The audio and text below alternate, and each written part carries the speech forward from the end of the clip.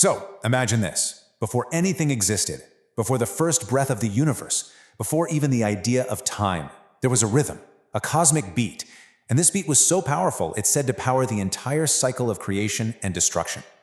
We're talking about the Shiva Tandava Stotram, and you're about to find out how this ancient hymn is where epic myth slams right into modern neuroscience. Okay, so first things first. We gotta get one thing straight. This isn't just, a story about a dance. The Tandava, it's described as this wild, ecstatic, powerful rhythm of, everything. It's the pulse of the whole universe. Think about it, from the way galaxies spin out in space to the tiny vibration of every single atom inside of you right now. And this is where it gets really big. This ancient idea isn't just about Shiva being a god.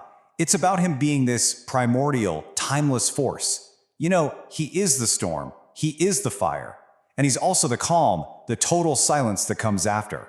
So the Tandava? That's just what this absolute power looks like when it's expressed. A dance that existed before time was even a thing. And here's where things get kind of mind-blowing. These ancient Vedic ideas talked about a cosmic dance of creation and destruction. And now, get this, what does modern physics call what's happening in the subatomic world? They literally call it the dance of atoms. I mean, come on, that's an incredible overlap of ideas separated by thousands of years. And this connection, it's not just a nice thought, it's physically there. There's this massive statue of Shiva as Nataraja, the lord of the dance, standing right outside of CERN in Switzerland. Yeah, that CERN, the place where they smash particles together. It's a symbol of that very same cosmic dance of creation and destruction that the world's top physicists are trying to understand every single day. How cool is that? All right, so we've got this huge cosmic idea. But what about the actual hymn, the Shiva Tandava Stotram itself? Well, its origin story is just as epic as the dance. And believe me, it wasn't written in some peaceful temple.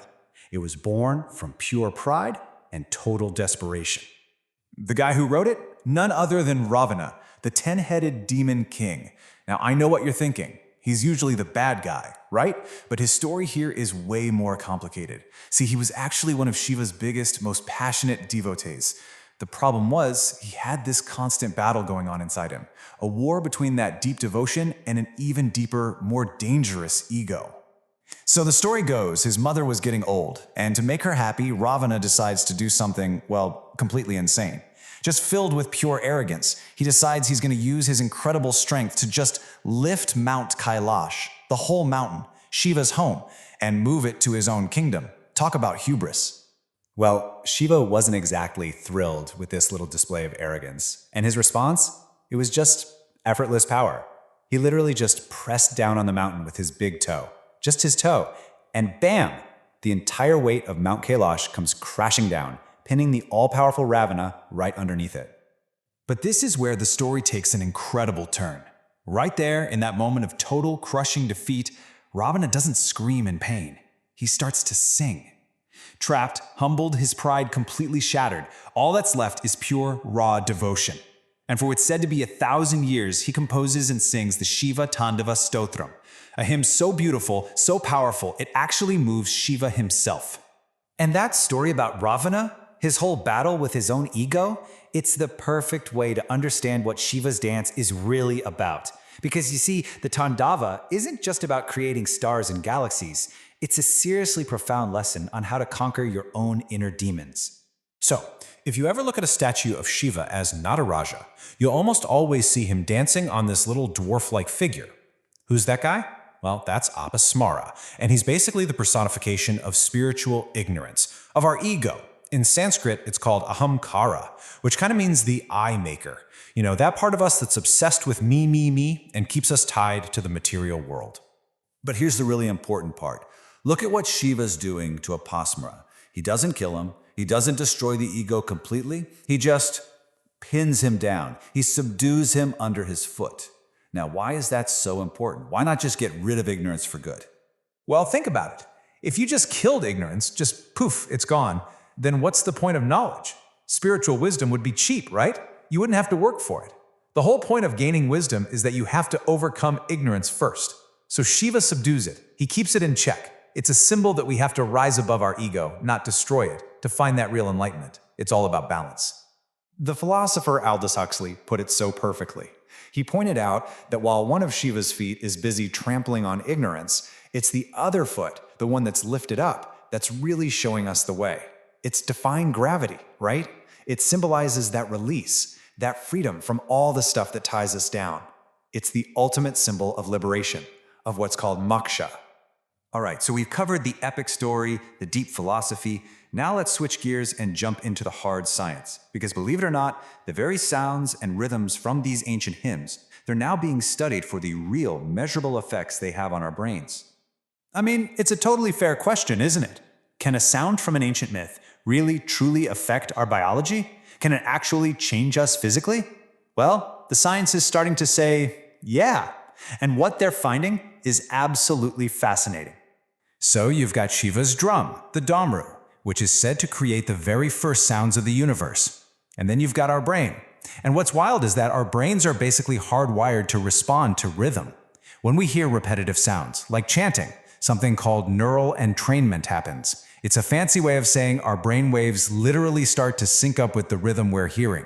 And that quiets down all that noisy, chaotic chatter that's usually going on in our heads. And this isn't just theory. Take a look at this. This is EEG data showing what happens to your brain when you chant. See those beta waves? That's your busy, everyday, gotta make a to-do list brain. They go down.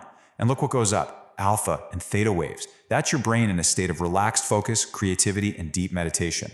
You are literally, biologically, shifting your brain out of thinking mode and into being mode. So what's the bottom line here? The science is pretty clear. Chanting these ancient rhythms quiets down the frantic parts of our brain and fires up the parts that help us focus and control our emotions. And it's not just in your head. It actually reduces cortisol, the main stress hormone in your body. It's basically like a workout for your entire nervous system. And it gets even more specific. That primordial sound, Om, the one said to come from Shiva's drum, it's believed to resonate at a very specific frequency, 432 Hertz. Now, why does that matter? Well, some people believe that's the natural, harmonic frequency of the universe itself. Pretty cosmic, right? Okay, so we've traveled from the edge of the universe deep into the wiring of our own brains. So let's bring it all back down to Earth. How can we actually use this stuff? How does this ancient knowledge become a practical tool for us, right here, right now, in our crazy modern lives?